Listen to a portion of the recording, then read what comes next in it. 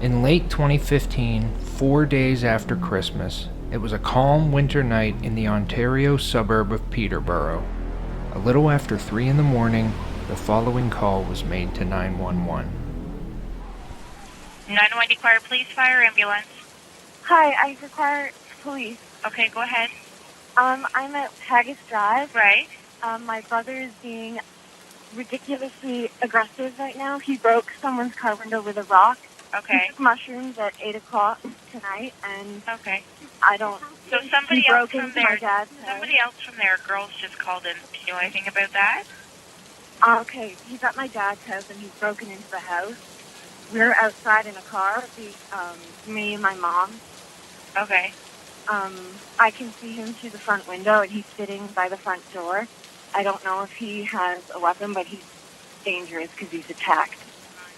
Okay. So what's your name? Christina Chan. My brother's name is Thomas Chan. And your brother is?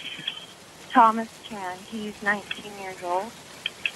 He's 5'11", very strong, about 170 pounds.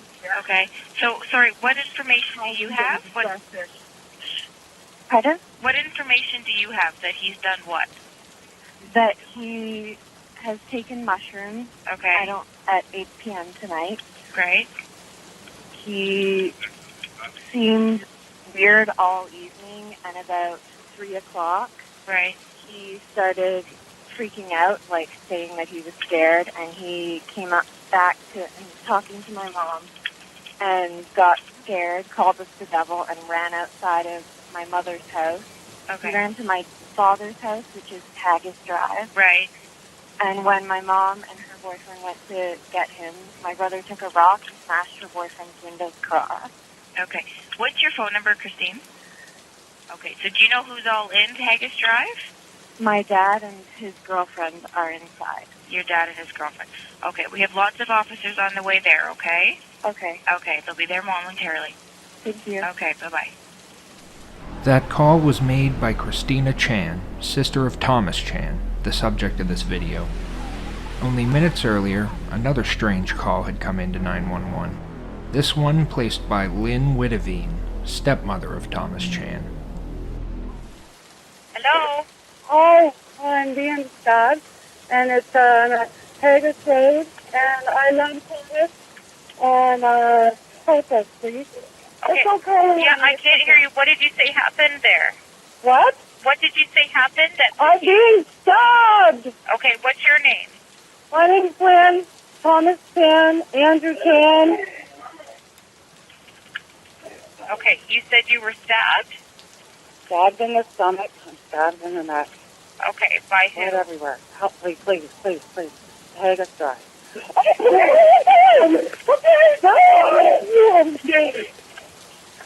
Okay, who else is there? Hello?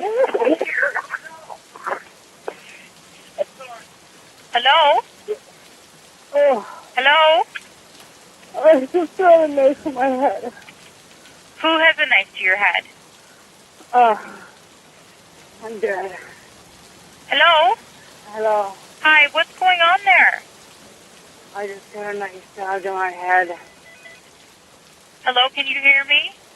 Yes, I Okay, all right, we've got police on the way, okay? am. They're coming, they're almost there.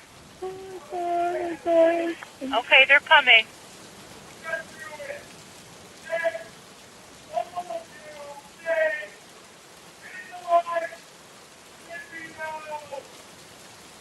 Shortly after the conclusion of these calls, police responded to the home of respected local gastroenterologist Dr. Andrew Chan on Haggis Drive. As they arrived, they were greeted by a shirtless, shoeless, knife-wielding, blood-covered Thomas Chan, kneeling and praying on his front porch. As police approached, he began ranting, almost incomprehensibly, about doing God's work and how the house was a place of sin infested with devils. As they got closer, he dropped the knife and charged the officers, screaming wildly, begging them to put a bullet in his head. After a significant struggle requiring the combined effort of 4 officers, Chan was subdued and placed in the back of a police car. As he kicked at the windows and yelled about needing to escape so he could get to heaven, police approached the house. The inside was torn apart, windows broken, furniture knocked over, and a trail of blood leading down the hallway. Upon following it to a back room, they came upon the dead body of Dr. Andrew Chan, with fresh stab wounds to his head and torso.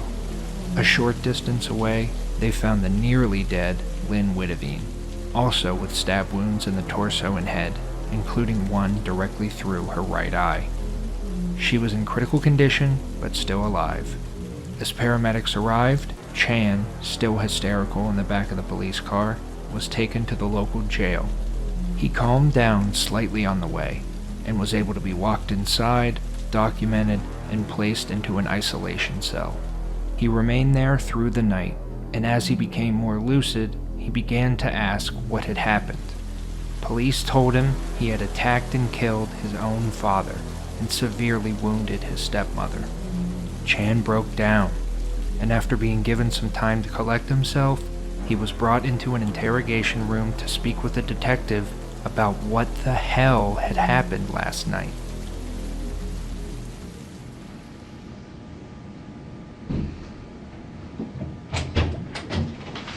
Okay, Thomas, please go have a seat in the corner there. Right here. Thomas, just so you're aware, we're being audio-video recorded by the camera in the corner there, okay? It's the 28th of December, 2015 at 11:56 a.m. I'm Joanne Elliott. I'm a detective constable here. I'm the officer that's in charge of this investigation. Okay. Just before I start talking to you, I know you've heard this before, but I want to read your rights and everything again, okay? Okay, so you've been arrested for murder and attempt murder. It's my duty to inform you that you have the right to retain and instruct counsel without delay. You have the right to telephone any lawyer you wish. You also have the right to free advice from a legal aid lawyer. If you're charged in an offense, you may apply to the Ontario Legal Aid Plan for assistance. Do you understand that? Mm-hmm. Okay, and I understand that you've spoken with a lawyer, is that right? And who did you speak with? Nathan something, I don't remember that. Okay, all right. Okay, so you're charged with murder and attempt murder. Do you wish to say anything in answer to the charge? You're not obliged to say anything unless you wish to do so, but whatever you say may be given in evidence. Do you understand that caution? Okay, and if you've spoken to any police officer or to anyone with authority, or if any such person has spoken to you in connection with this case, I want it clearly understood that I do not want to influence you in making any statement. Do you understand that? Okay. The detective reads Thomas's rights as outlined in Canada's Charter of Rights and Freedoms, essentially their equivalent to the United States Miranda rights. These rights include knowing why you're being arrested, your right to speak to a lawyer before being questioned, either a personal lawyer or duty counsel, which is Canada's version of a public defender, free of charge as part of their national legal aid program, which provides legal representation to the economically disadvantaged, and your right to remain silent. The biggest difference between the US and Canada is that while they must allow you to speak to a lawyer before questioning, either in person or by phone, they do not have to allow the lawyer to be present with you during questioning. They can allow it if they so choose, but it's entirely at their discretion, which means they can talk to and interrogate you as much as they want, and it's up to you to remain quiet. So Thomas, what's your last name? Chan. Chan, okay, and how old are you? 19. You're 19 years old, okay. All right, do you go to school right now? I don't wish to answer. You don't wish to answer? Yeah. Okay. Your mom has been in here. She is in here speaking with officers. She's kind of given me a little bit of a background of your life, your history. I understand that you go to Lakefield College School, so you have a pretty good education, right? You're an athlete. Do you still play rugby at all, or did you have to stop playing rugby? I don't wish to answer right now. Okay. This is Chan exercising his right to remain silent, and implying his intention to continue doing so. He doesn't have to respond to the detective at all, outside of identifying himself, but by verbally stating that he doesn't wish to answer and isn't planning on answering in the future, he's getting his intentions on record. So if the detective does anything even arguably unlawful later to trick him into talking, it could be thrown out in court. He's also probably hoping this will frustrate the detective and get her to stop the interrogation sooner. This isn't what happens, as I'm sure you can tell by looking at the length of this video, but it does take a while for the detective to chip away at this defense, so get used to hearing this phrase for a bit. The buddies that you were with last night, they've all been interviewed. Do you play sports with them? I don't wish to answer right now. Okay.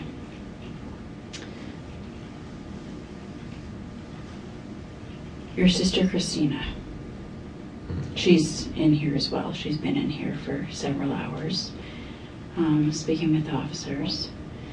My understanding is she's here for Christmas. Does she? I could be wrong on that. And you guys all live on Denier with Jeff. Does Jeff actually live in the house? No. Jeff doesn't live in the house? Where does he live then?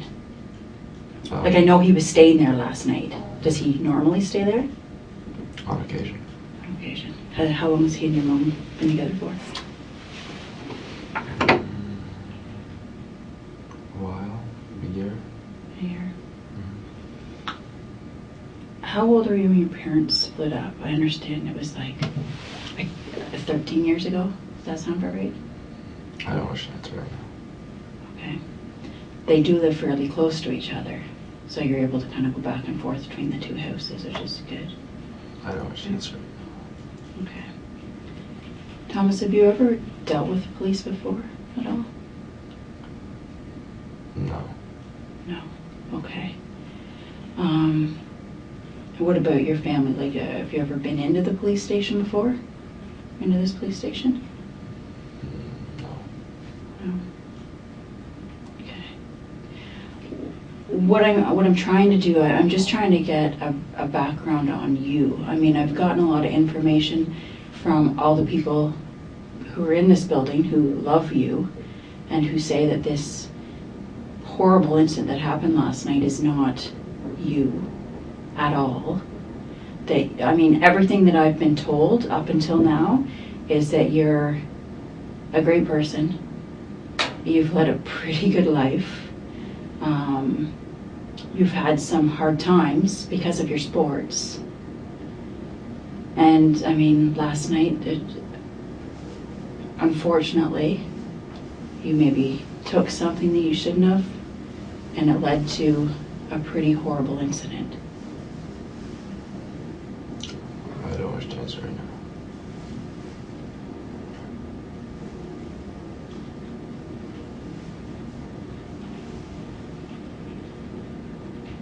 Despite the fact that Chan isn't talking right now, the detective still uses this time to her advantage. She describes Chan's background and mentions that they've already spoken to his friends and family.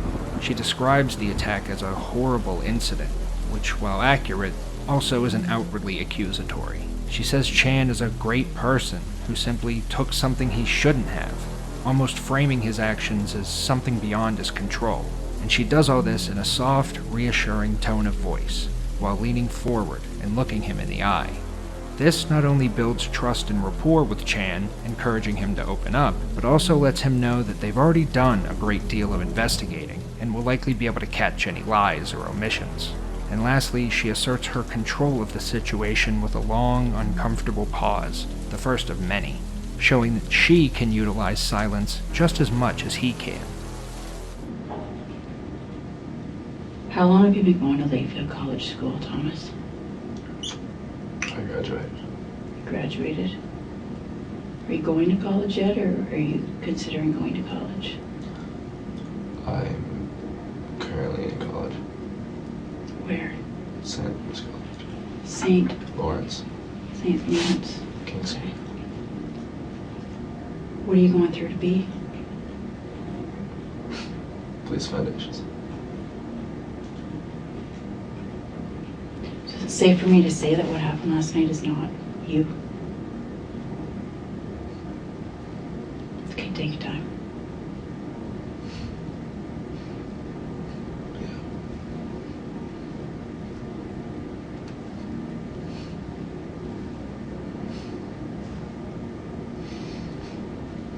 Are you just home for Christmas?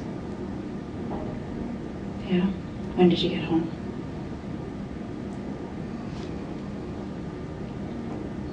Hmm. 19th. The 19th. And when are you supposed to go back?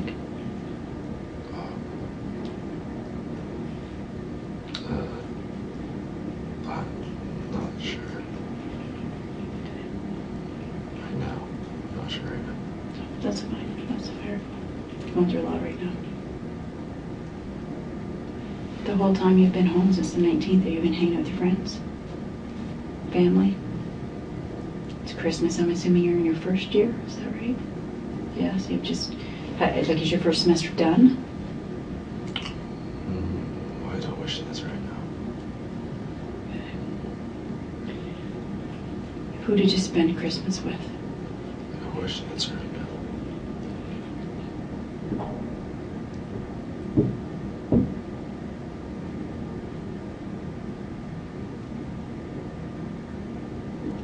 Thomas, are you close to your dad? I don't wish to answer right now.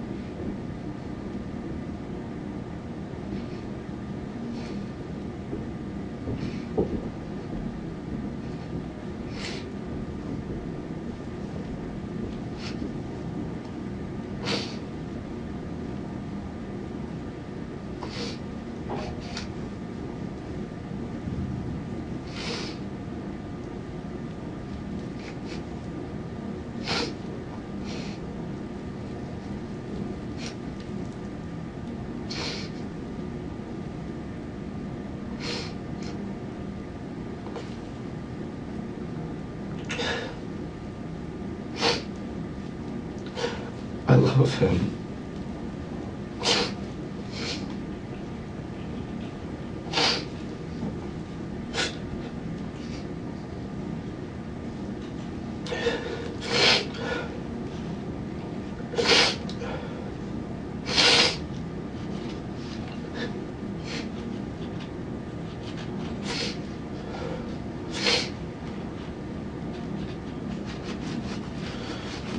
What do you think your dad would want you to do right now?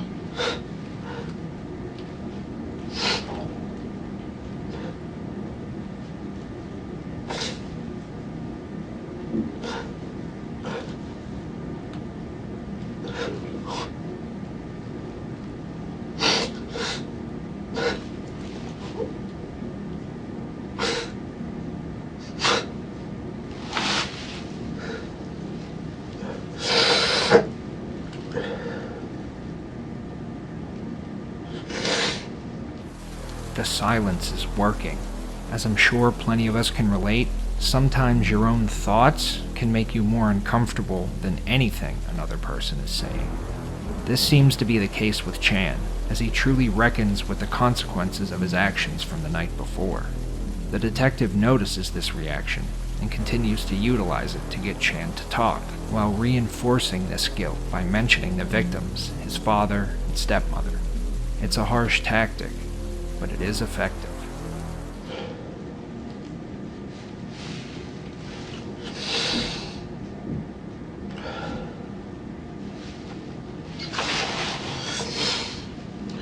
I don't wish to answer. You can make any decision you want, Thomas, at all.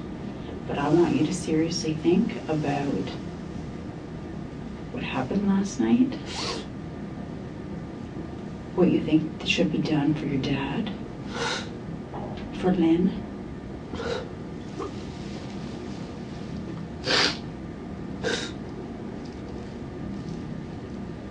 And I think it's time you be honest.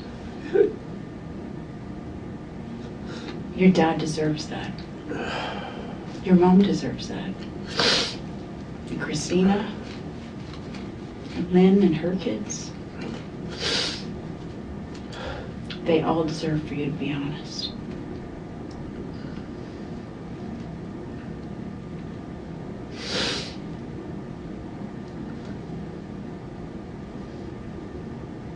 I'd like for you to tell me what you were doing yesterday. What were you doing with your friends? And start from there and just tell me how this happened.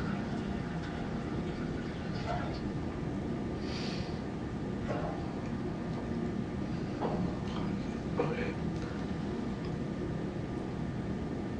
I was just having a regular night with my friends, and then we made a stupid decision to do something very foolish.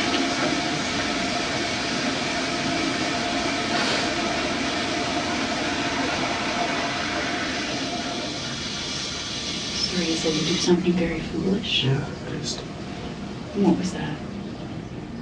take a hallucinogenic drug. The hallucinogenic drug Chan is referring to is psilocybin, or magic mushrooms. Psilocybin has been known to cause a wide range of effects, including euphoria, hallucinations, changes in perception, spiritual experiences, and paranoia, among others. The experience varies person to person, of course. However, uncharacteristic violence as a result of psilocybin is almost unheard of. Most people take magic mushrooms to have a good time and to enhance positive experiences, such as concerts or parties. But if taken in the wrong environment, or by someone in a bad headspace or who has a mental disorder, the experience can become amplified in a negative way, becoming scary and anxiety-inducing. This is called having a bad trip. At higher doses, this can lead to a complete dissociation from reality and a detachment from one's physical self. The night of the attack, Chan and several friends each took an undisclosed amount of magic mushrooms. After several hours, not feeling any effects, Chan alone decided to take another dose. Many bad trips are caused by similar decisions, as some people are unaware that mushrooms can take a long time to kick in. So they ultimately take more than they initially intended, and can't handle the compounded effects. This, unfortunately, is what happened to Chan. Okay. And everything was fine. And then, all of a sudden, out of nowhere, I got a God complex. Okay. And I've never felt like that before, and it's so stupid. So stupid. And then I thought that everyone was just turning on me. And I got scared. And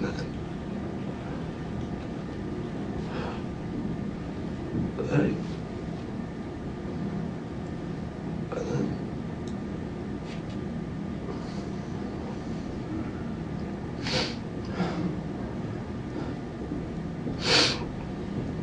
I ran to my dad's for help, in honesty. Okay. And then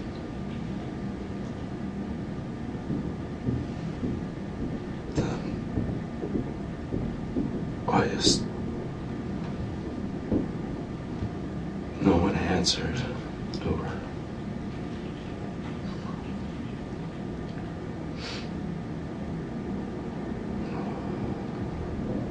And then I just felt like I started hallucinating. You started hallucinating? Okay. Seeing close friends and family who tried to help, their faces start to be aggressive and sinister and devilish, and I felt like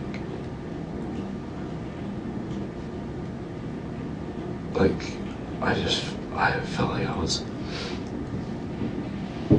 I don't know how to explain it, I just felt like everyone was turning on me and everything like that. And I went to my dad's for help, and I wanted to get in.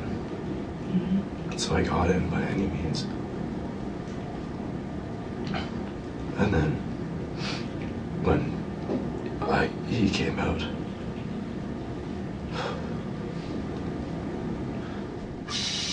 I just hallucinated even more, and his face just...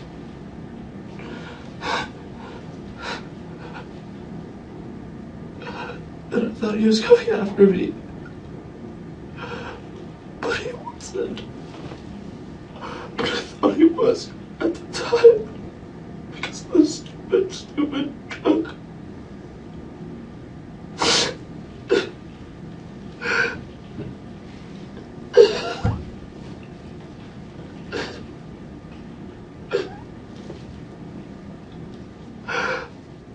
I love him.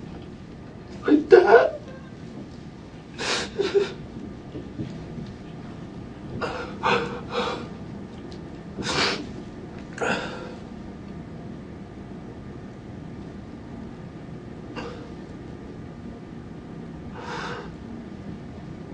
Same with Lynn. It's...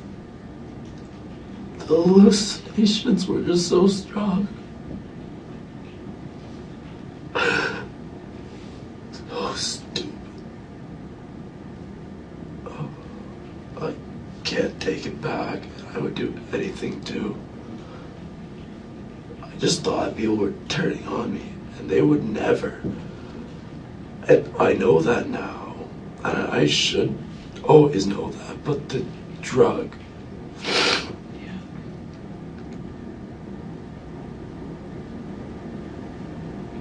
When you got to the house and you couldn't get in, how did you get in? Through a window.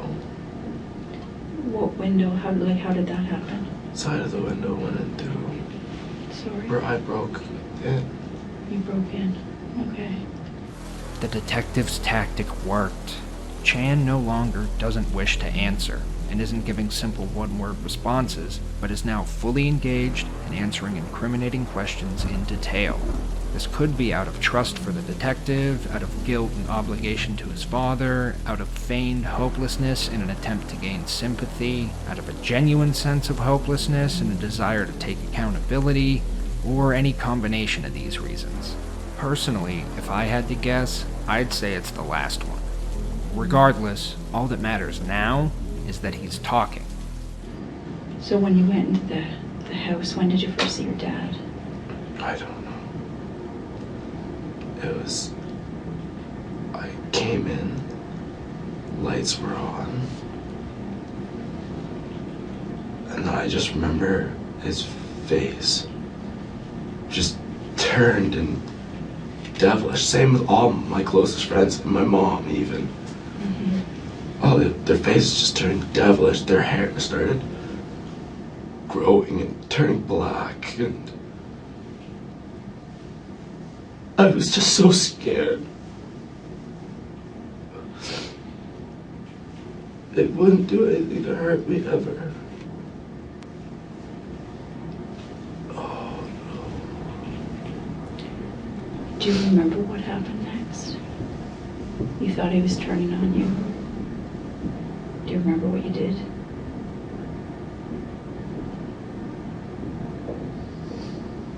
Not really. What parts do you remember? I know I had a knife, and from then on, it's kind of just a quick blur. It was me just acting as though I was fighting for my life. That's what it felt like. So you thought throughout this that you were fighting for your life? Do you remember where you were in the house? Kitchen. Kitchen.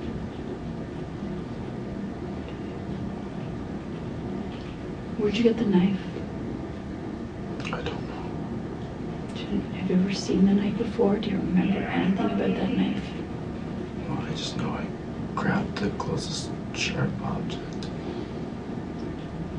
To protect yourself. Because you're hallucinating.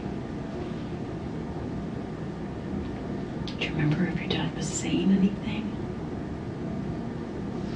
Everything was just mumbles and murmurs.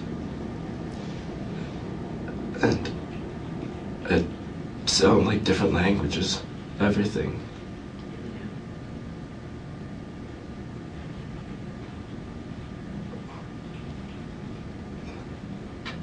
Do you remember hitting your dad with a knife?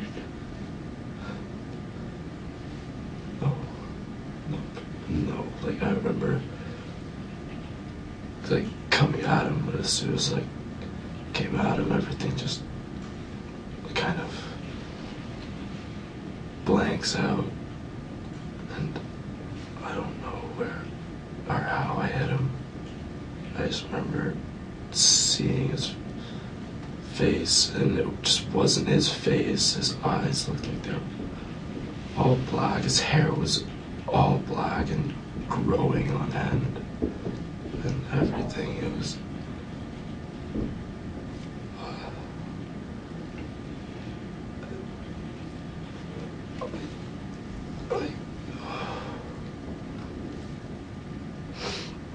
I would never do that. In my right mind, I would never do that.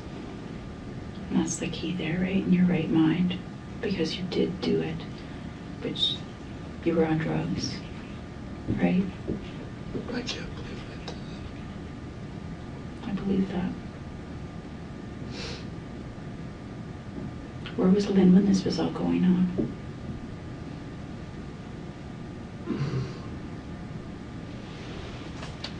I don't remember exactly.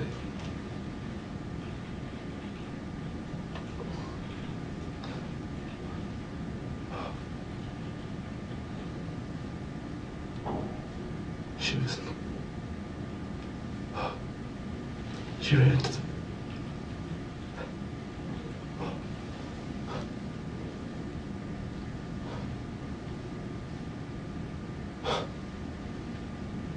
Take your time.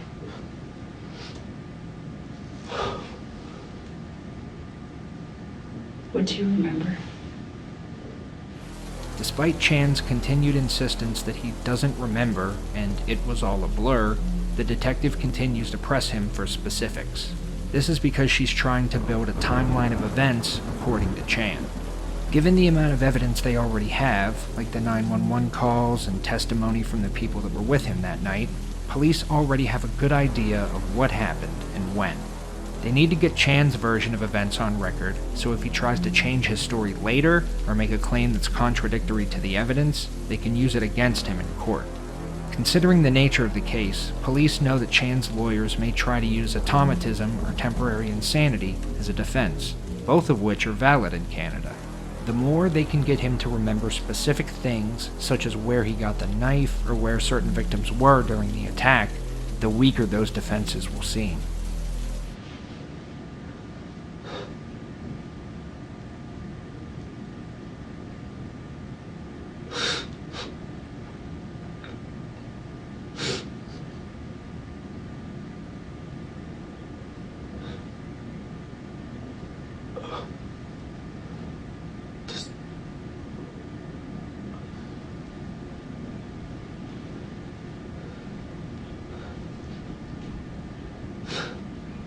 Remember? It's very similar to what happened with my father. The hair was black, very black, and the more scared I got, the longer the hair looked, and the darker it got. And like I said, all words sounded like not English. It sounded like chants or something. I just thought I was being chased. Everyone was being taken over by the devil. Something. I don't know how to describe it. It was...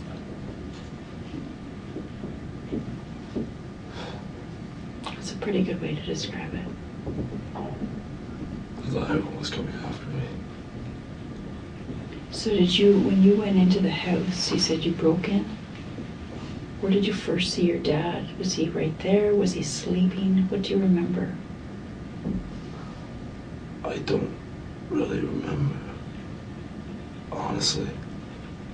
I just remember getting in, and then all of a sudden, he was there. Which scared me. Because I didn't see where he came from. And then all of a sudden he was in front of me. Saying something. I have no idea what he was saying. And it sounded like I said, Chance and devilish. And the hair.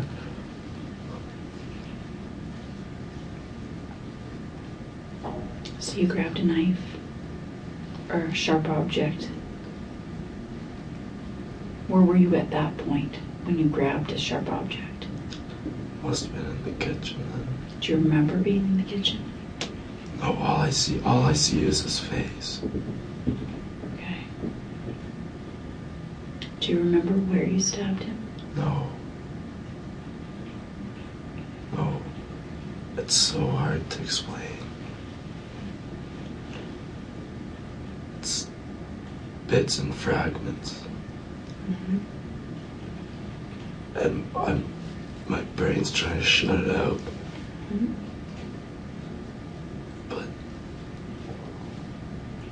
it makes me sick. Yeah.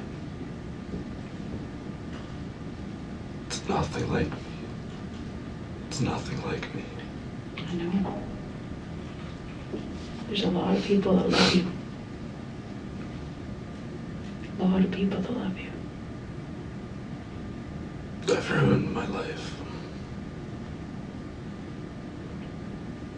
I do think your dad's story needs to be told, though. I think that we should know what happened. I know that it's kind of coming in fragments, and I understand that because you were on drugs. Do you know what it was that you took? Mushrooms. Mushrooms. When did you take them? Hours before. But they only started peaking around then. Yes. So hours before, do you remember like a time? No. Where were you when you took them? At my mother's house. Okay. The detective asks several times when and where Chan took the mushrooms. While this may seem like a small detail, it's actually incredibly important. This is because there's a legal precedent in Canada that if someone tries to plead automatism or temporary insanity in regards to events that took place while under the influence of drugs or alcohol that were taken willingly by the defendant, it is not a valid defense. There's more to it, and I'll explain that later in the video, but for right now, that's what matters. So, how were you feeling after you took them for the few hours after that? I was good. I felt good. And then, this is how this whole God complex started. I was up in my room, alone at this point, meditating. And then I read about this thing called the pineal gland. Familial gland? Yeah, something like that on my phone. And then I started seeing like bright lights and everything like that. And I've read about the pineal gland before. And then I just started getting this God complex. And then everything started peaking after that. And then I remember going down into the basement. I don't know what happened in the basement of my mom's. But then all of a sudden I thought my friends were being taken over and I wanted the lights on. Okay. Because I felt like it was like protecting me. And then when the lights were off, I felt like people would come after me. Right. Oh, What are you thinking about right now? I think I was trying to protect the light switch.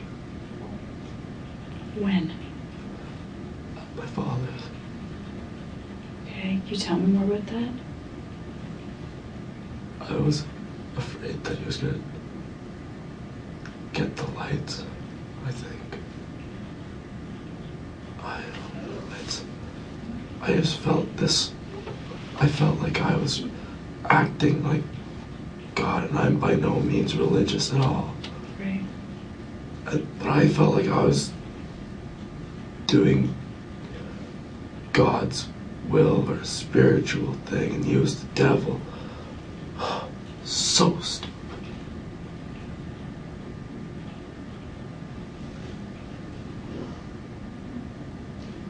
And I just couldn't understand it. His hair was scared, and just his face was scary, and everybody's face was scary, and like, I don't know. Everyone was just turning on me in my head. Now I know that I'm sober. They weren't. Who do you think was turning on you? Everybody. Who's everybody? Literally everyone. I thought everybody was turning on me. It was just, the drug made me feel like I was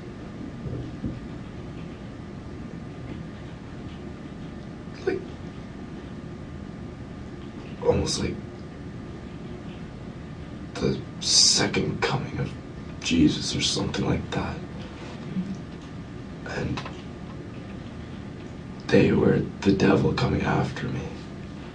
That's what I felt like. That's the best way I could describe it. Which is stupid. I'm not religious. But you were on drugs, right? And you were hallucinating. Have you ever hallucinated like that before? This is another important question, because while an insanity or automatism plea can be invalidated by a defendant's willing consumption of drugs or alcohol, if they have an existing or underlying mental disorder that could be the primary cause of the behavior, and this disorder was exacerbated by the substances, the plea is valid and can be used as a defense. If Chan says that he's hallucinated like this before, without taking drugs, that could be a sign of a mental disorder like schizophrenia, and even if it was undiagnosed, would give him the ability to use those defenses. No. No. So you're in the kitchen with your dad, and his hair's growing black, and his eyes are black. You can't understand what he's saying. And you're scared. Do you remember grabbing an object? No. You don't? I just grabbed, I guess, the closest, nearest thing or anything. I don't know. I didn't know. I don't remember grabbing it. It's such a dark time. It's hard to piece it all together. Do you remember when you first started attacking your dad?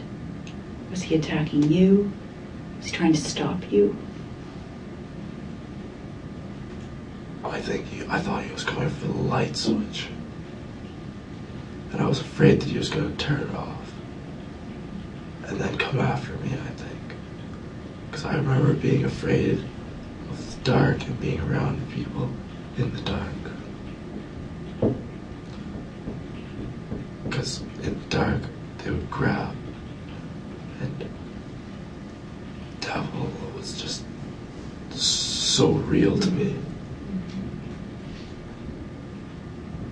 How did you stop him?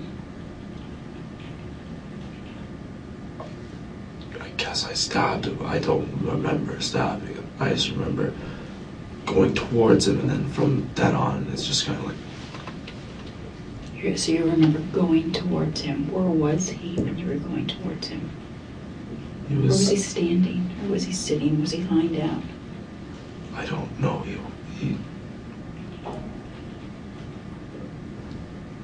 remember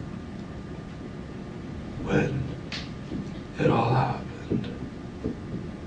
It was first, it was, I don't wish to answer. I don't know. I don't wish to answer. I just don't know. You know what? I don't want you to tell me anything that you don't know. I just know. want you to be honest for your dad. Honest. I don't want you to make anything up. As soon as Chan says, "I don't wish to answer, I don't know," the detective realizes she needs to keep him talking without seeming aggressive. So she quickly responds, "I don't want you to tell me anything that you don't know," but then follows it up with, "I just want you to be honest for your dad," taking advantage of the guilt she knows Chan is experiencing since it worked before. And sure enough, it works again, and he keeps talking. I don't know what really happened. I just remember being afraid of the dark, feeling that the devil was very real, and I was like, this whole God, and like I was trying to do something, and just, I don't know. And I don't want to say anything because I'm not in the right state of mind right now. It's just, I don't know. Do you know where Lynn was when you got there? If she was sleeping? I don't know if Lynn lives there, does she? She's there most nights, yes. I love Lynn too. She's been there my whole life. I was going to say, I understand that you have known her forever. She's always worked with your dad, is that right? Yeah. How long ago did they actually get together, though? I don't know.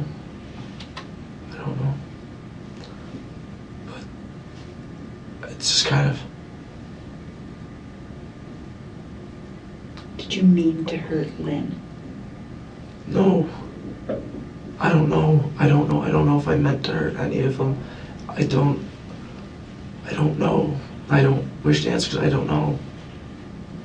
I was just scared. I was hallucinating. I don't know. Yeah. And that's what I mean. Like, in your mind, like, do you want to hurt Lynn? No. Are you remorseful that you hurt Lynn? Yes. Yes. Do you love her? So if yes. you hadn't done drugs last night, would this have happened? yes. No. I'm a good person. Mm-hmm. I know you are. Not anymore. But you are. Last night, yes, it has changed things. Everything. Yeah. But you still are who you are. You got a family who loves you so much. You've got a bunch of buddies that you've obviously known for a long time, been through a lot with, that have been here talking to officers. They've been very honest about what they did last night. The fact that you guys did drugs and it was a terrible decision, and that you just weren't acting like yourself. They've talked about the fact that you came down and you were talking about God, and that's not you. No. And then you went to your dad's house and stabbed your dad. And you love your dad, and that's normally where you go to get help, or if you're upset, he's the one you turn to. Is that right? When I'm upset at my mom or anything, I turn to him. Right. Yeah. Have you always been close to your dad? Like, he was always busy with work when I was younger. Right. He's a doctor, Mm-hmm. right? And it only starts slowing down when you start becoming a senior doctor. Right. So, I would like to say he's always been there for me. Yeah. But he's only really had the time now. Yeah. I love him. Yeah.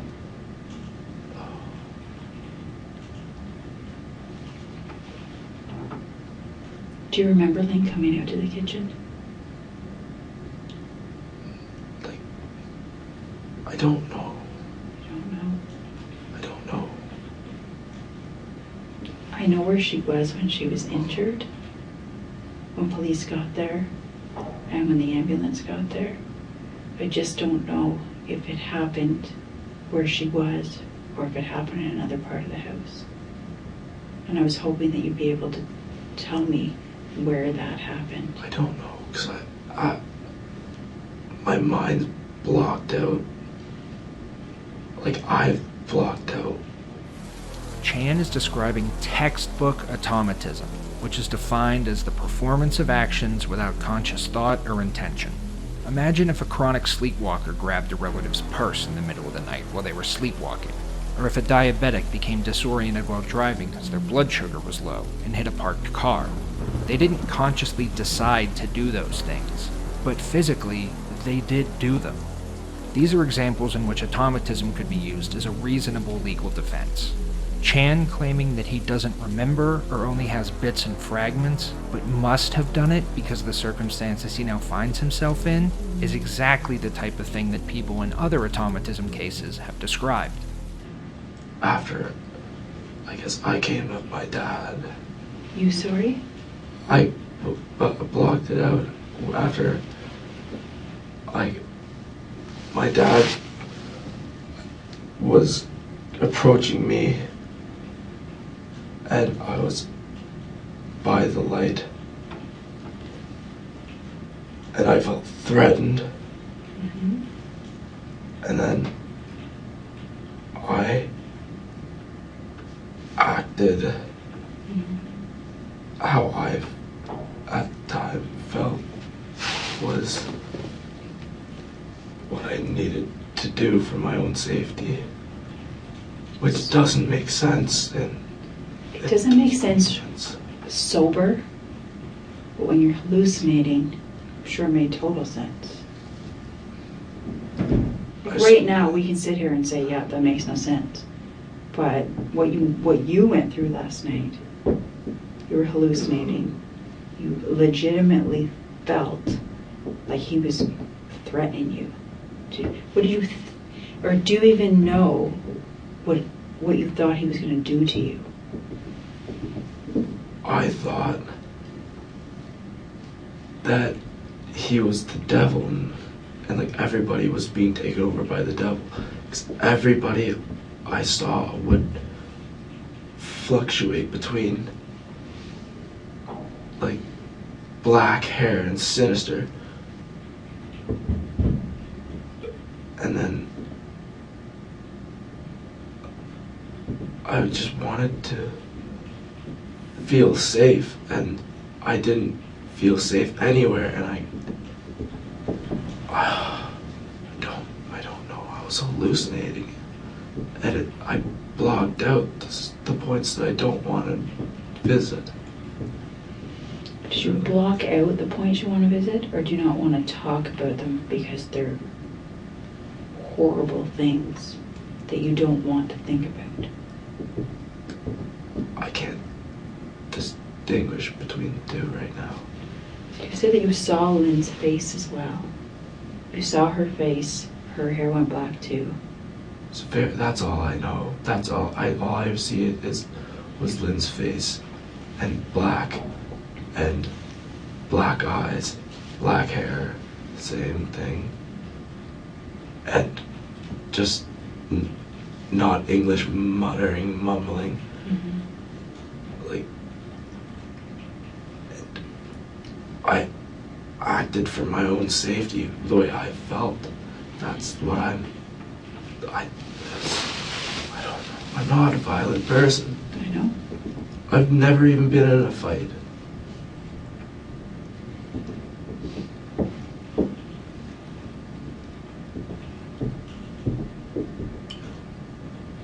In your dad's house, you've obviously been there before, many times, I'm sure. When you walk in the front door, Can you tell me, like, where things happened? I was hoping you could tell me where things happened. I just know that things we're in the kitchen, and then from being in the kitchen, all I see is faces. That's it. Whose faces in the kitchen? My dad, and then after I see my dad's face, I see Lynn's face, but I don't know. I want to say it was in the kitchen, but I don't know. All I see is her face.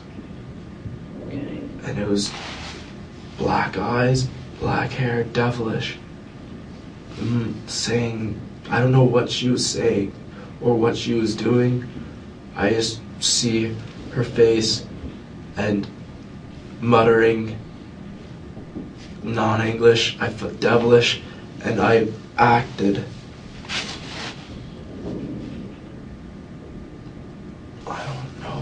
I don't know where it happened. You don't know where it happened with Lynn or your dad? Last I remember was being in the kitchen with my dad. And then all I see is scary faces. That's what I last remember. And then after that, I remember being by the front door praying in the light, which I never do.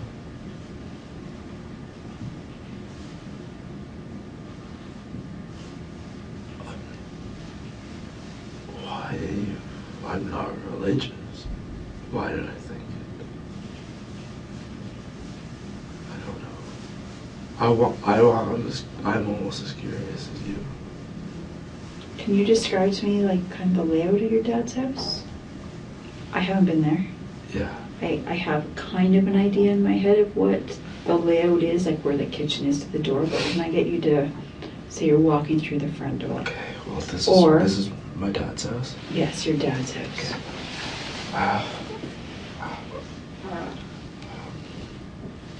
You walk in the front door and you walk straight, and then it's the kitchen. Just straight all the way through, and there's just living space there.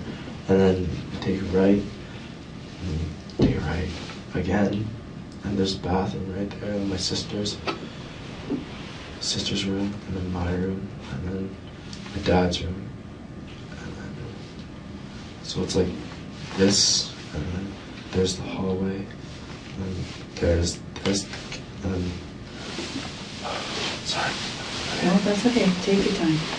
Like, Your hands are sore too, so. Yeah. Okay. This is layout. It's front door here. Yeah. Hallway leading all the way into the kitchen. Right. Straight. And then this area here is like a living space. So is that to your left? To the left. Past like the front entrance? Yeah. Living space? So it's like a hallway, and then it opens up just to your left. Okay. And what's in that room space. there? What's in the living space? There's a couple reasons as to why the detective may be having Chan go over this mundane information. It's possible that she really doesn't know the layout of the house and is trying to more accurately visualize the events, but given all the other information police already have, that doesn't seem likely. My guess is that she actually wants to make sure Chan is in a reasonable state of mind now, during the interview. By having him recall this type of detailed, specific information, she's covering her bases and demonstrating that during this conversation, Chan was mentally sound. This way, if his lawyers ever tried to get this confession thrown out under claims that he was still intoxicated or didn't know what he was saying, police can point to this as proof that he was coherent and aware. As long as it's accurate, which I'm assuming it is. I don't know what his dad's house looks like. It's just TV and couches and all that. So that's where you'd actually go to watch TV, or where your dad and Lynn would? And then when you're walking in the front door, there's another door to your right to the garage, and then after that there's a door to downstairs. Right. And then So if you're walking, you're looking to your right, then what do you come to past the door to go downstairs? a hallway down that way. Just a small hallway. And there's another small hallway. And my dad's room is just that way. my room is here, then my sister's room is here, and then the bathroom is here. That's the layout. So where's your dad's bedroom in the house? How do you get to your dad's bedroom? Is it off the kitchen? Is it off the living room? Is it off the hallway? So what you do is you come there. Here's the kitchen, and then down this way, and then down, just down a little bit that way, and it's like right there. So So down it's the relatively hallway? close. Yeah. Okay. So is his bedroom at the back of the house? Yeah. Okay. Was Lynn in the bedroom?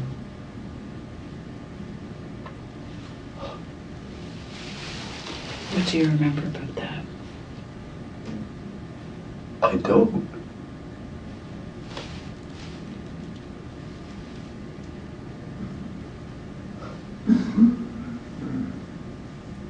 I don't.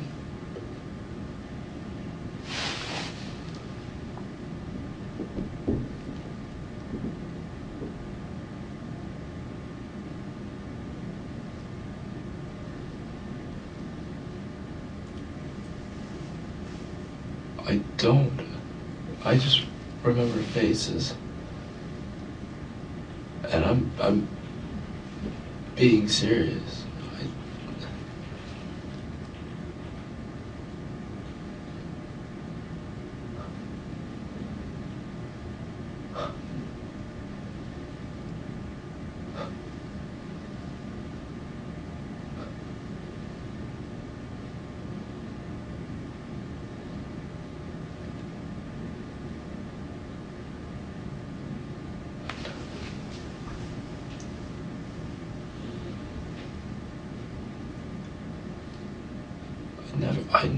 I never would have gone after her for no reason.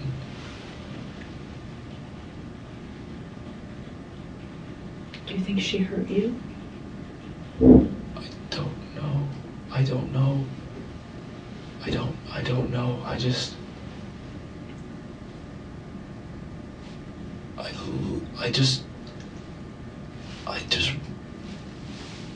remember faces and acting on instinct. At least what I thought was instinct. At the time it was. Right?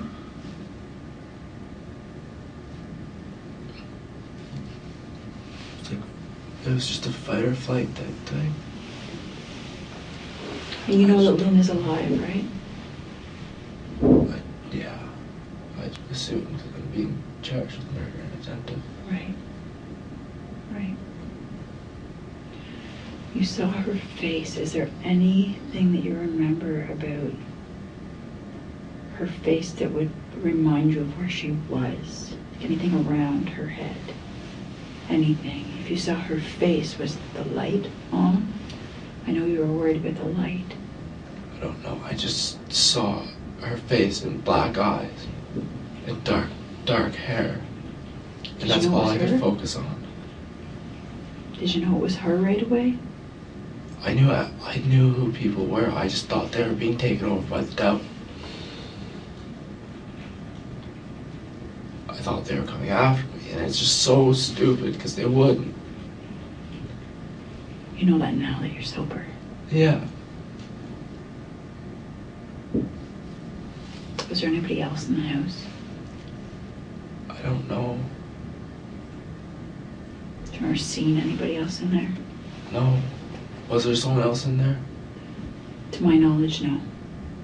I'm being honest with you. To my knowledge, there wasn't anybody in the house. But if there was, I was just hoping that you would tell me.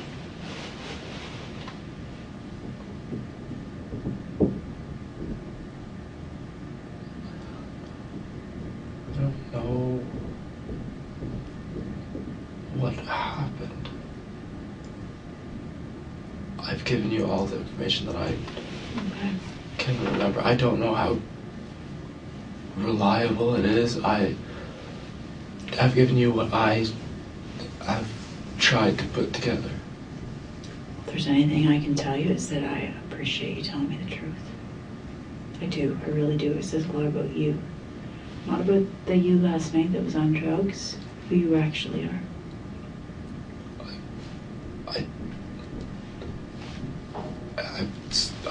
done what I've done, and even though I wasn't in my right mind, I'm ready to take what's gonna happen. I just want people to know that that's not me. That's not me at all. Mm-hmm. And I'm so sorry. And I don't know how it really went down. And it could have been anyone. It could have been anyone, I'm sure. What do you mean by that? I was threatened by everyone. Everyone who I was around. I just felt threatened by them. And they were just coming after me. Right. Though I'm sure they were just trying to help me. But at the time, it just felt like they were coming after me because they were working with the devil, and I don't know what I was thinking. It was stupid. I just felt like I was like the second coming of God or Jesus, and it was, I'm not religious, I'm not religious, I'm not religious, I'm not religious, I'm not religious. I can't take it back. I wish I could. I wish my dad was still alive.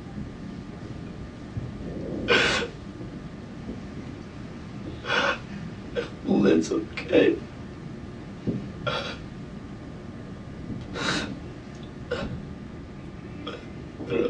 I don't wish for my family to ever forget me.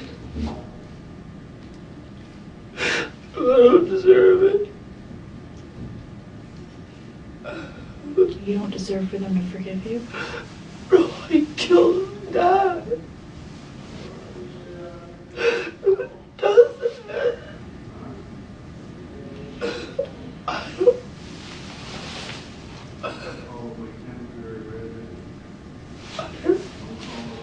So I'm just gonna go back maybe like 24 hours before this happened. Can you just kind of tell me what you did? You know, like where did you sleep 2 nights ago?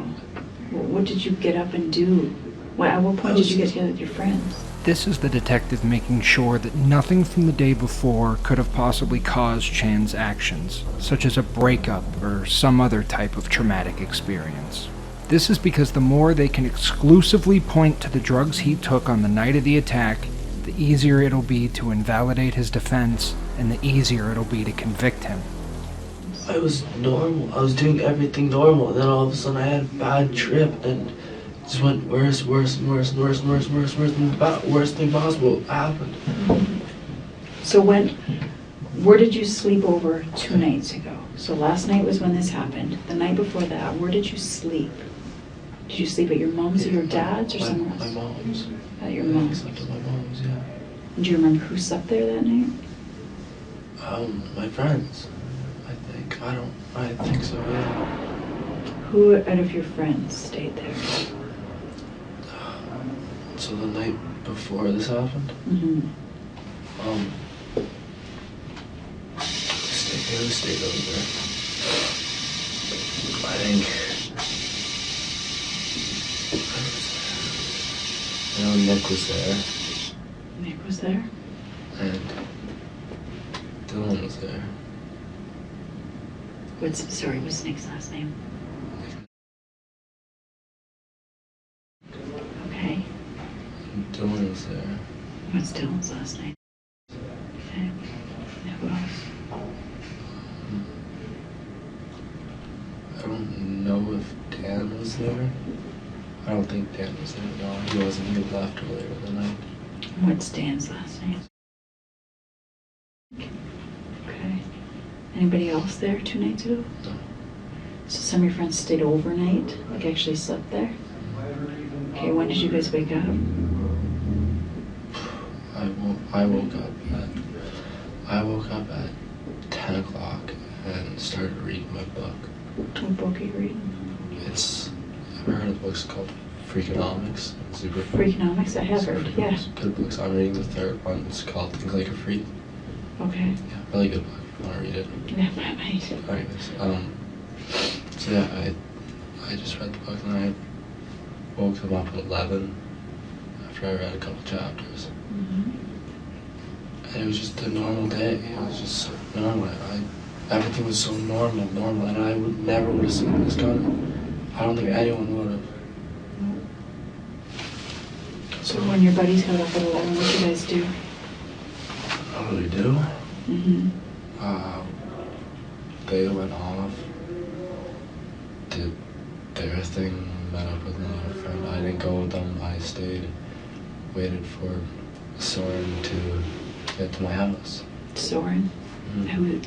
How do you know Soren? Is he another buddy that you went to school with? Really good buddy, And he lived with me in grade 11. Yeah, we're like brothers. We're all like brothers. Right. What time did Soren get there? I don't exactly remember the exact time, but it was later in the afternoon. Right. And what did you and Soren do? We hung out and then we went shopping with my sister. Christina? So where did you and Soren... And Nick came back, yeah. Nick came back. Did Nick go shopping with you guys too? Nick came out with us, yeah. Okay. Were you close with Christina? Very close. I love my sister. Yeah. Where'd you guys go shopping?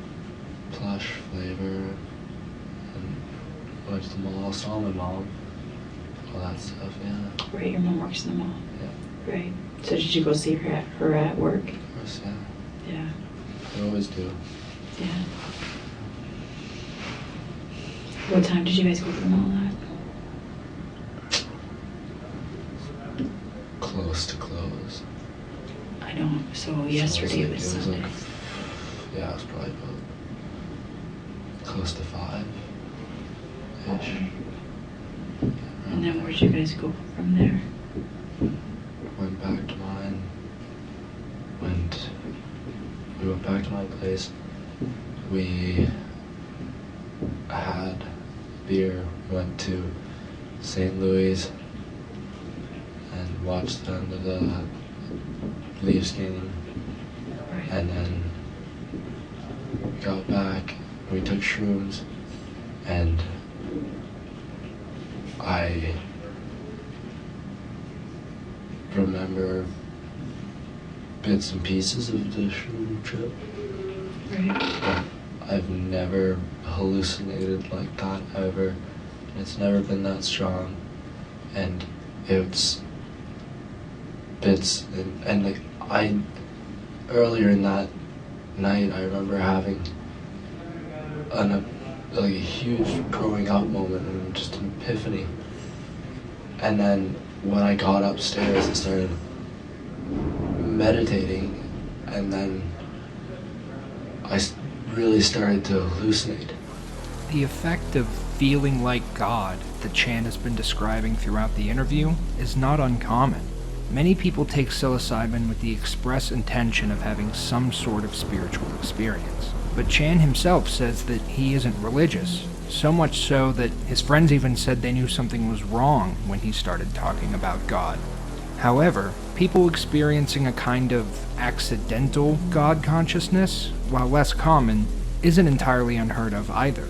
The National Library of Medicine actually did a pretty interesting study about this, which I'll link in the description. They talked to a group of 1,184 people who reported having an intense godlike experience while under the influence of psilocybin. Of those 1,184 people, only 20%, or 237 of them, went into the trip looking for that kind of experience. To the other 947, it was completely unintended and unexpected. So there is some scientific basis for non-spiritual, non-religious people being completely blindsided by a seemingly spontaneous feeling of being godlike. That's when I don't really start that's when I start to lose like the solid stream of things. Right. When I really hit the peak and started really hallucinating. Right. What time did you go to St. Louis Wing? I'm sorry. Was it St. Louis Wing? I know you said St. Louis. Yeah, St. Louis, just up on what is it, Lansdowne? Lansdowne Street, right? Okay. Yeah, we just went there. And, I'm not sure what time the Leafs played out last night. What time were you there until? We probably just right up until the end of the game. Do you know what time? No, not really. What time did they start? Like, did they play at 7 last night? I don't know. We could look that up. So Yeah. it's like that's okay. I'm sure someone around here would know when the Yeah. Leafs played. Yeah. So yeah, and then after that we got back, and then we decided to we'd take some shrooms. Whose idea was that? I don't remember. I think it was like a combined idea, really. How much did you drink at St. Louis Wing? I know that you said that you had a drink before you went there. Did you drink much there?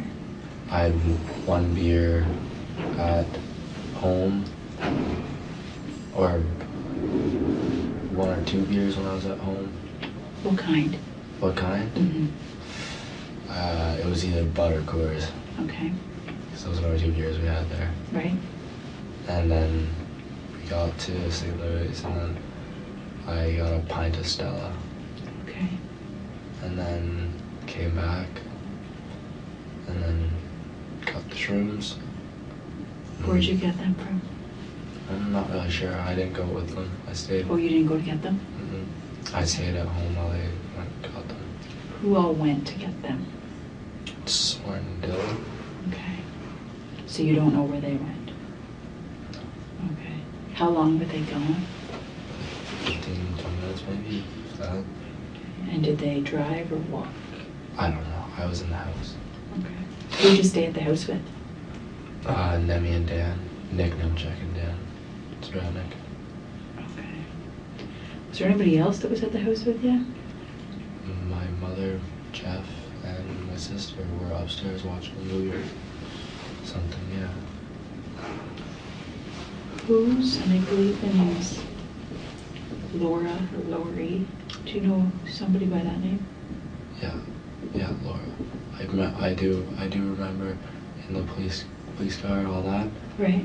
I was just saying anything to get out of the police car because I thought that this is where it starts to get crazy because like this is where I started like coming down a little bit off the shrooms. Mm-hmm. So this is where like I'm still tripping like, pretty heavily, but I can remember things.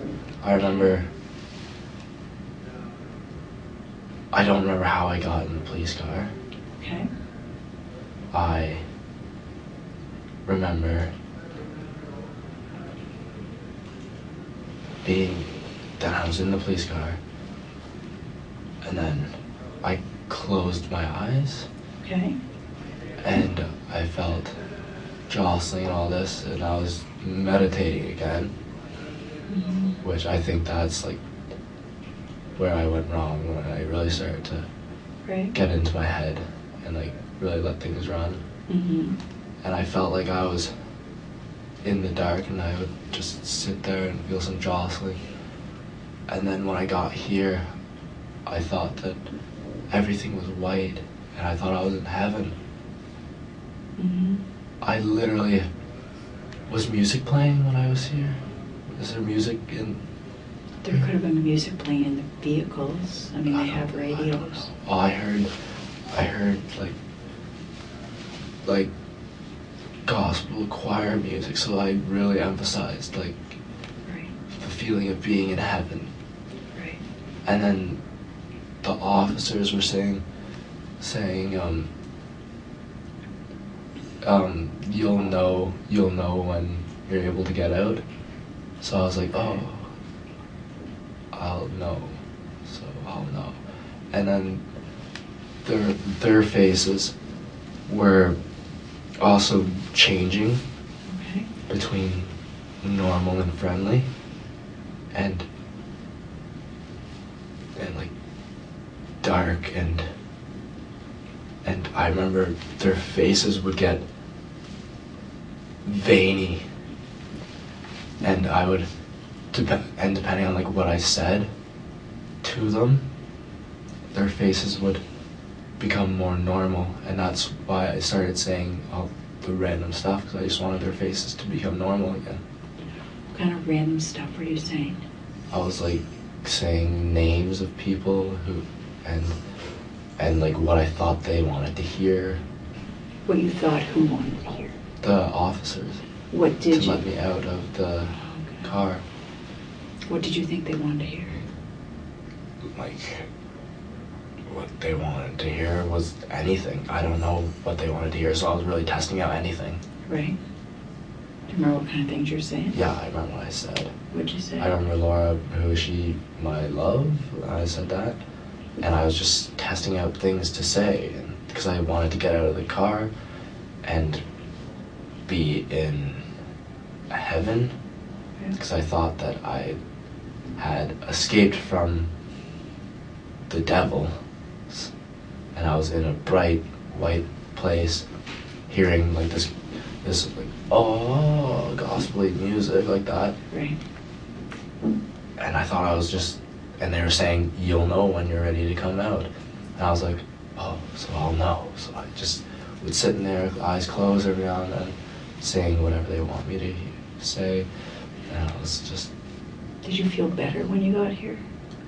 Because Yes. you thought you were in heaven? Yes, I felt safe when I got here. The contrast between the nonsensical things Chan is describing and the matter-of-fact way he's describing them is very hard to read. Obviously, the thoughts themselves, like saying certain names to get the police officers' faces to change, or wanting to escape the car so he could get into heaven, are insane. But the way he's telling the story, leaning forward, making eye contact, emoting with his hands, consistent inflection and cadence in his voice, all come across as completely genuine. I imagine even the detective isn't quite sure what to make of all this, because the messages Chan is sending are mixed, to say the least.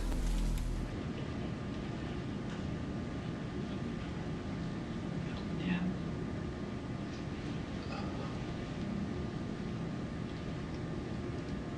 Do you remember leaving your mom's house to go to your dad's house? I remember they're all, my mom and my sister, I remember seeing their faces, and they changed too. All I remember when I'm on my serious trip, what really I really see is just faces. Everything else is kind of just, yeah, but I just see scary faces of my friends and family, and that's what sticks in my head. Mm-hmm. And when they would get, they would become more sinister, their faces would be, as I said, like veiny, and they'd get fat. Does that happen with your mom as well? Yes, and her hair was very, very, very black, and it started getting long and long, and then she just kept coming towards me and towards me. Your mom did? Yeah, trying to help me, and I know that now. Right. But it just made me scared, and I just remember their faces, and I'm pretty sure, I don't know for sure obviously, but I'm pretty sure I called somebody the devil. Okay. And then I got scared and ran to my dad's, because I thought that he would have helped me.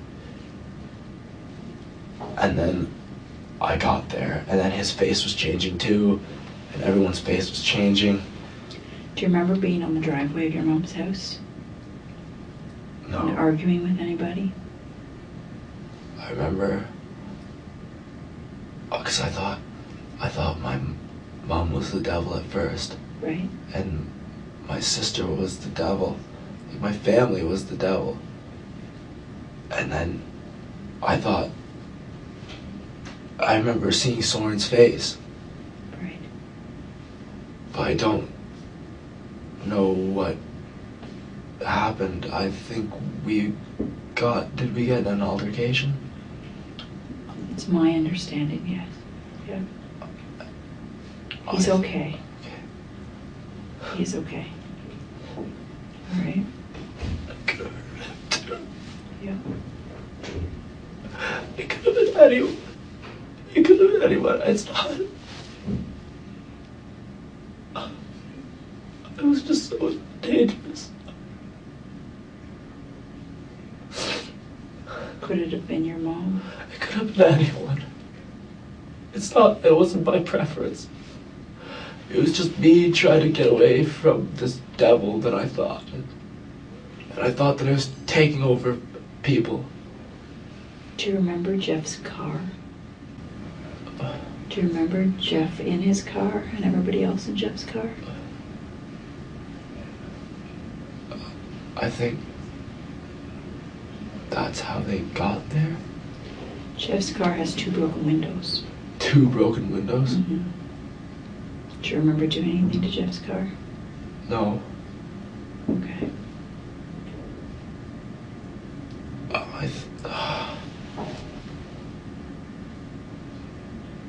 I must have thought like they were working with the devil, or I don't know. I don't want you to guess. I don't want to say. Yeah. I don't want to guess. No. And I don't want you to. I was wondering if you remembered. No, that. I don't. I Okay. don't. So you don't remember Jeff's vehicle at all? No. Okay. Do you remember Jeff at all? Kind of. What do you Is remember? is he okay? He's okay. Everybody else is okay. All right? Everybody else is okay. I don't remember. I just remember faces and stuff like that, and bits and pieces. And I just remember being so scared. And then realizing that I couldn't do anything but fight. And I went to my dad's for help, and he started changing too. And I just remember faces where it's so scary, and hair and eyes black and everything. I can't take back what I did. Like I don't know. I'm in such deep shit, but You should have been man enough to own up to it, though. yeah, Thank your dad and then deserve that. And your mom. yeah. And your sister. And all your buddies. And Jeff. I hate myself for what I did, even though I wasn't in my right mind.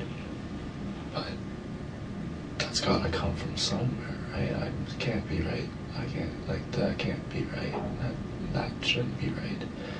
Like, the drugs and everything were just... Have you ever thought about killing your dad? Never, no. I've never thought about killing anyone. So you're saying that you did not set out to go to your dad's house to kill him? Here, the detective clearly asks Chan's intent. At this point in the interrogation, she knows he's unlikely to change his answer, but it never hurts to be sure. Plus, the more you ask the same question and get the same answer, the more locked in that narrative becomes, and the less wiggle room either side will have in court. And honestly, given the strangeness of this case, she may just be falling back on basic interrogation tactics, even if they aren't entirely applicable or beneficial, just for lack of knowing what else to do. No, I would never do that. I set out to my dad's house to be safe, because I thought my mom and sister and everyone was turning against me. I went there to be safe, and then I felt like he was turning on me too, and his face, and then I don't know. It could have been anyone. I wasn't setting out to do anything. I just wanted to be safe, and I did what I thought I needed to do to be safe. And I blame it solely on hallucinations and this firm belief in religion, where I got that out of nowhere, really, and this thing, meditation, and meditation let me explore my head, and my head just ran off in ridiculous ways, and I felt like, I don't know how to describe it. And then when the trips are getting really bad, it just faces and flashes and glimpses and things, and I don't. Do you have any glimpse of what you did to Lynn? Anything at all that would help us? No, not really. I just remember her face and it being very, very, very, very sinister to me. And when you say sinister, what do you mean? Like, what's your description of a sinister face? Like what I was, like, how I was saying, like with the police officers, how their faces would get all like veiny and their hair would start turning dark, even though like even if they have blonde hair, their hair would start turning dark. Right. And like I said, their faces would get fat too, kind of. It would be like fat face and then veiny and eyes black and hair would, it would look like it was growing in black. So stupid. I don't know what I was thinking. I didn't feel any of this. What are your injuries? You've got your hands Big there. laceration right there. Yeah. I'm missing a lot of skin right here. That's your Pinky. right pinky. Are you right-handed? Left pinky, sorry. Oh, yeah, sorry. Yeah, I'm right-handed. You're right-handed. And I didn't see this one actually. Wow, okay. Good cut. That hurts. Wow, yeah. I haven't even seen one on my back. Do you remember how you got any of those? I didn't feel any of it. I don't know. I do not know. But you're saying you went through a window as well. Is that right? Yeah, I'm assuming it's from the window. Okay. So you said you went through the window. Does the window open or did you break it? I definitely broke it because it doesn't open. Right. Okay, it's one of those sealed ones? Yes. I was just so scared and I wanted to get into the house. And I thought that I was going to be safe in there. Mm-hmm. And I guess what parent's not going to be pissed off with a kid coming through a window, right? Their kid coming through a window. Yeah. So that negative aura, I guess, him coming at me, being like, Right. whatever, kicked off the unsafe feeling in me, and all from then on, all I see is faces. I can understand why. I mean, he probably got woken up out of a sleep, right? Probably looked Somebody pretty scary smashed too. him. You what? Probably looked pretty scary if I was sober too, just waking up like that. Yeah. Yeah. And he knew you very, very well. So he would know that wasn't you. He must have known something was not okay. Yeah. Oh, absolutely. Of course he would, right?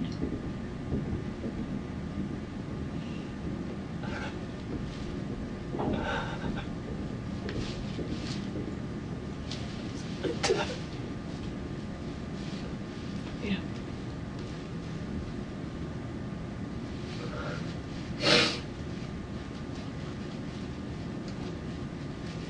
At least the rest of your family can take some solace in the fact that you didn't plan on doing this. No, never. I would never. I literally went there for comfort reasons. And I killed him. And I probably seriously hurt Lynn. Yeah, she is seriously hurt.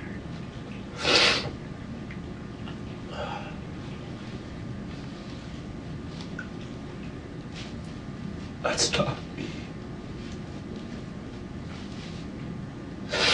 Is there anything else you can remember? I've told you I remember. If I told you anymore, I'd be making stuff up from fragments. Right. You said something earlier about hallucinating, and this isn't like it's ever been. if I'm remembering what you said Yeah. correctly. I've taken shrooms before, You have. and it has never been like this. How many times have you taken them? Like once or twice, yeah. And every other time it's been like a life-changing thing for me. Like before that I was smoking weed like every single day. When was that? Like all last year, I probably smoked weed every single day for like a year and a half, and it was seriously debilitating me. Right. And then I took shrooms, and after that I totally saw that like I don't need to do this, and I saw it as like a life-changing finding myself thing. Mm-hmm. And then it just turned on me this time. Right. When was the last time before this time you took them? I don't know. I don't remember the exact day. It was at school. In college? Yeah. Okay. So in the last 4 months anyway, since September. Yeah. Right. Okay. This is another clarification, making sure that Chan hadn't taken another dose of mushrooms within a day or two of the incident. Not that it would make much of a difference, since they also would have been taken willingly, but it could still make things more complicated. Chan states he didn't, but he does give another interesting bit of information. He says he's taken mushrooms before, on multiple occasions, and it was always a positive experience, even getting him to stop smoking weed, which he had been doing daily for over a year to cope with depression. This rules out any sort of allergic reaction he could have had to the mushrooms. Now, I know I mentioned this early on, but you have been athletic by the sound of things your whole life. Is that right? You played rugby. Lots of concussions. Lots of concussions. Lots of concussions. Mental illnesses. Mm-hmm. Can you tell me a little bit about that? It's just chemical imbalance in my brain, causing depression. When did that all start? Probably grade 11. Grade 11 was when I had my last concussion that sent me over the edge. I had a chemical imbalance, and I went through some serious depression, had suicidal thoughts and all that. Saw a counselor for a while. Counselor helped, but it didn't at the same time. Because counselors, if you're a smart enough person, you start saying stuff that you know they want you to hear. They want to hear. And you don't really know if you're okay after that, Right. or if you're just putting on a face. So I don't really know if I was okay after that. But then this year I started feeling anxiety and depression at school. But the weeks leading up to coming home, I started feeling a lot better, and I stopped smoking weed, and I did all this stuff, great things, and I had a whole new drive, and then this happened. The worst possible thing happened. So you were feeling better in the last few weeks, in the weeks Yeah. leading up to the 19th when you came Yeah, home. and anyone can tell you that, and anyone could have seen it. Yeah. Would your mom and sister be able to say that? Yeah. Were you excited to come home for Christmas? Yeah, I love my family. I love seeing them.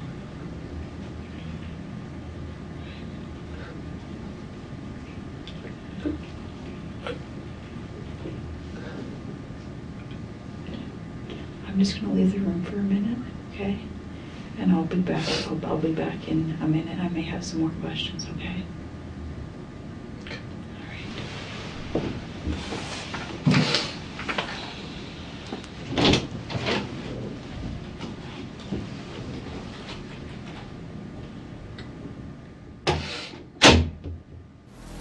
The detective exits the room, leaving Chan to sit in silence for several minutes. Before she left, though, she touched on another important piece of information. She asked Chan about his athletic history, and he says he played rugby and got several concussions. He goes on to say that these concussions caused a chemical imbalance in his brain, causing anxiety and severe depression.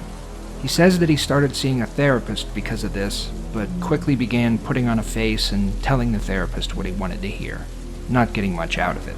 He says the depression remained, and he even had suicidal ideations a couple of times. He began smoking weed daily to cope, up until a few months before he came home, when, presumably around the time of his aforementioned mushroom trip, he started feeling better. He says he stopped smoking weed, wasn't feeling depressed, and was excited to see his family for Christmas. And then this happened. This chemical imbalance caused by the concussions will be brought up in his trial, which I'll be summarizing shortly, so keep it in mind. But first, I'll let the rest of the interview play out.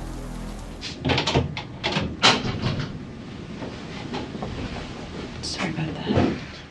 Is your finger bleeding a little bit? Yeah. Under the Band-Aid? Did you get any stitches or anything in your finger too? Couldn't. It's just, I couldn't. It's not just skin. Oh, skin cut off, yeah. Okay, so I just have a few more questions for you, okay?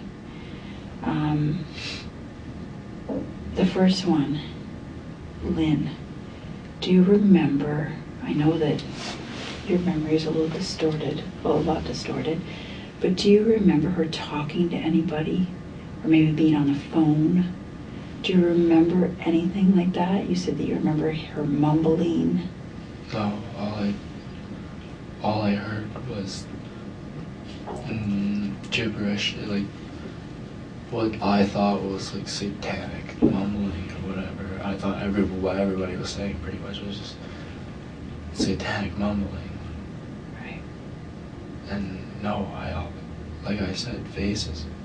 That's all I really see, and like flashes of things, but like I guess I don't remember anything between the attacks. I remember kitchen, faces, and then being out at the front praying. In your dad's hallway? Do you remember anybody coming to the door? No. Okay. I don't remember how I got in the police car, that's why. Right. You don't remember anything about that? About going in the police car? No. Okay. No. Do you remember where you left the knife? Or if there was more than one knife? I don't know. Do you remember what the knife looked like? No. I don't. Okay. No. Do you remember if you took the knife with you? No. Or if it I was just remember praying at the front, and like I actually remember at one point being so scared and it wanting to end, and I contemplated killing myself. But I didn't, obviously. And I don't know if I had a knife on me. I just remember praying and like talking to God and just thinking that I was doing what He wanted. I don't know. And then I'm in the police car. Next thing I know, being jostled around, seeing like the flashes of lights, which I'm guessing are the police lights probably or something. Mm-hmm. And then next time I really open my eyes, I'm here in a bright white area with that, and I start coming down a little bit from the trip. At what point did you realize that you'd killed your dad?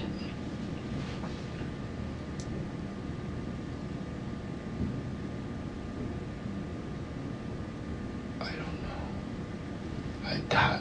Like, it's really just starting to sink in now. Right. In your dad's living room, I understand that there's video cameras of some sort. Does your dad have video surveillance at his house? Yeah, he does. Where does that record, or does it record? I don't know if it records. It might just be a live feed. Why does he have it? Why does he have it? Yeah. He's a techie. Is he? Very big techie, yeah. Oh, okay. So he just liked it. He's one of them that he would like to talk to his cat. Right. Yeah. I should remember being scared of the cat. was scared by cats and comforted by dogs. Last night? You were scared by cats and comforted by dogs. I just remember that feeling. I don't know exactly like what that means or anything. I just remember that feeling of being comforted by dogs and scared by cats. Did your dad have a cat or a dog? Yeah, he's a cat. Do you remember if you saw the cat? No. I don't know. I just remember being scared by cats, so I'm assuming I saw her at some point. Right. And you remember nothing else? I told you I remember. Okay. Thank you for being honest with me. I mean, for what it's worth. I'm sure your dad would be happy that you told the truth. I don't care if it gets me in more trouble or not. I did what I did, and I can't do anything about it. And whether I just don't want to. That's never should happen. That should never happen. Yeah, I agree. It shouldn't. It did. It shouldn't happen. And I don't know why I all of a sudden started believing in God and being all spiritual and shit. I don't know.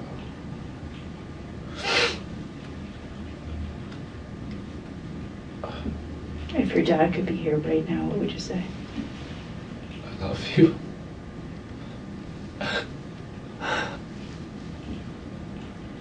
I love you.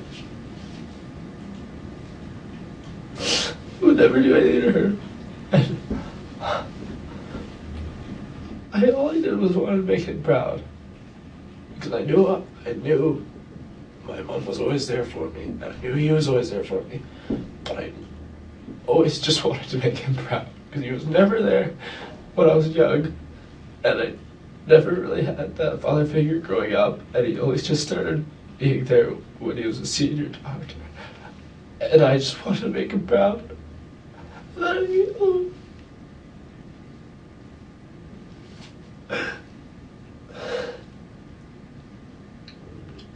I love him. My dad is my only dad. I'll only ever have one. And I don't have one anymore.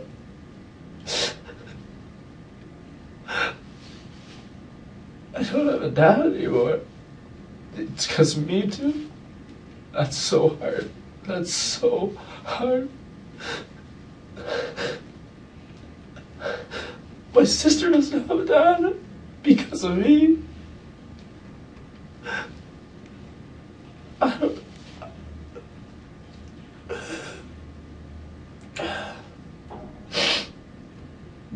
What about Land? What would you say to Land? Oh, I am so sorry. I would never do anything to her, ever.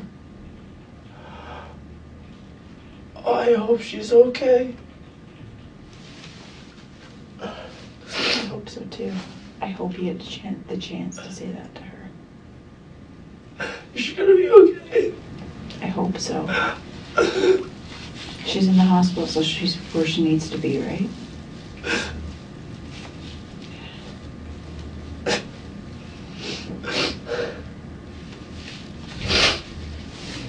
I don't have any more questions.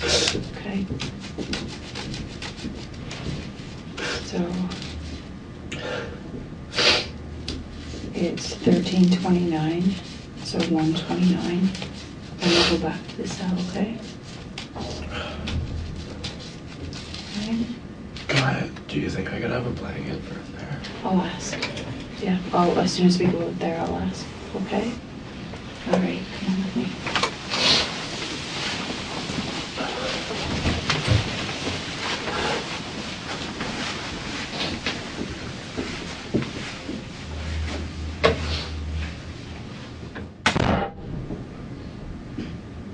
After over an hour and a half, the interrogation concludes, and Chan is taken back to his cell. He was then booked into an Ontario jail and kept in solitary confinement for 4 months before being released on $400,000 bail under closely monitored house arrest until his trial.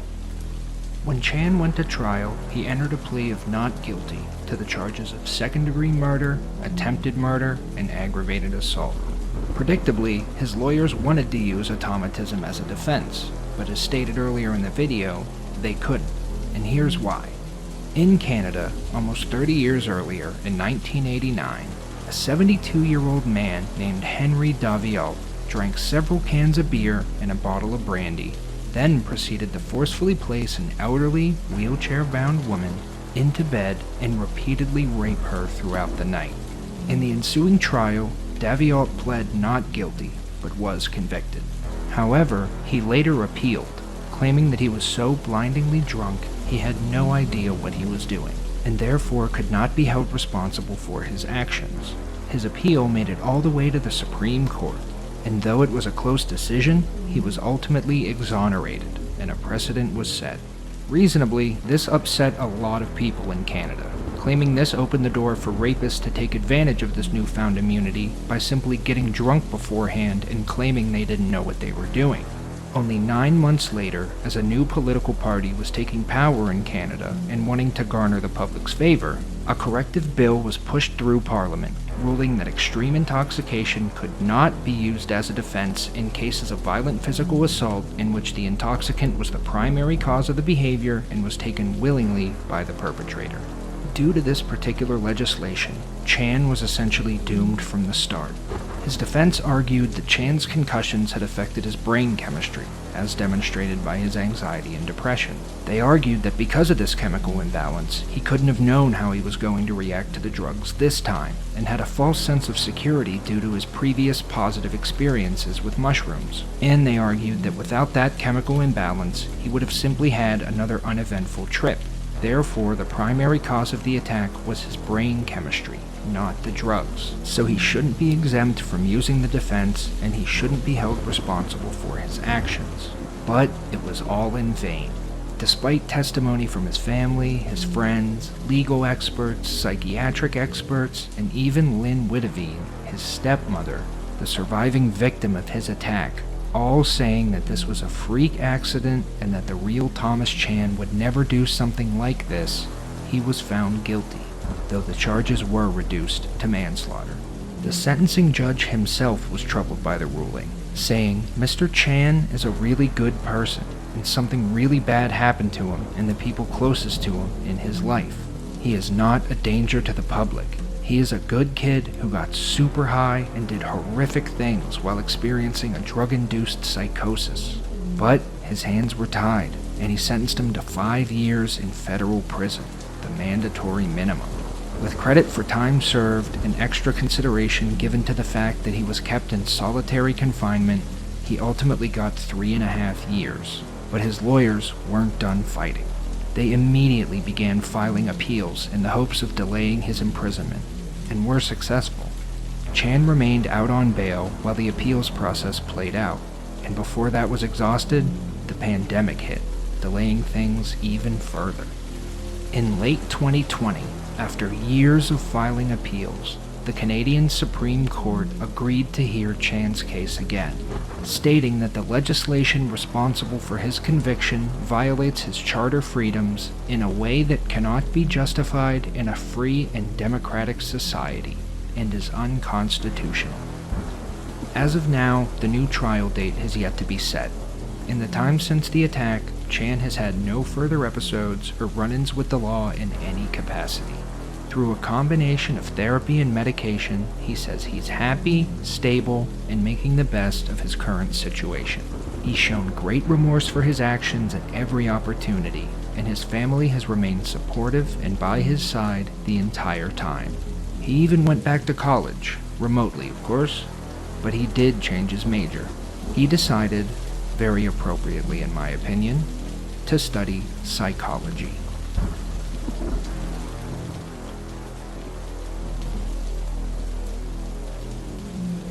Thank you so much for watching. Please excuse the quality and the off-the-cuff nature of this last bit. I had another thank you segment recorded already, but a couple things happened while I was editing this video, so I wanted to quickly do a new one. First and foremost, thank you for all the support you guys have given my channel over the past few weeks. I never expected my first video to take off the way it did, and I'm incredibly grateful.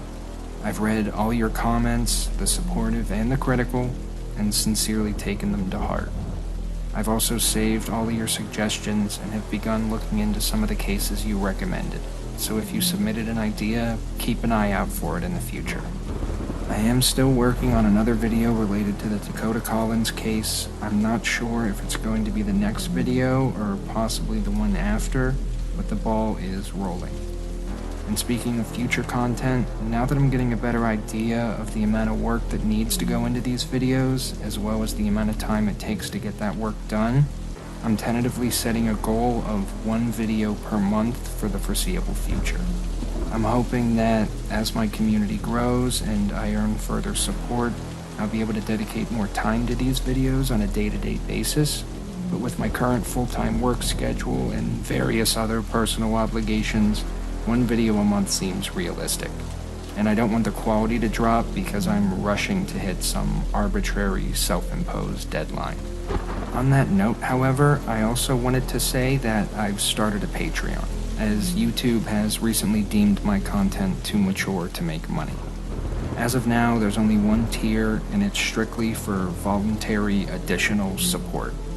There aren't any exclusive videos or early release dates, so don't worry about missing out if you don't join or about my attention being diverted from projects for the channel.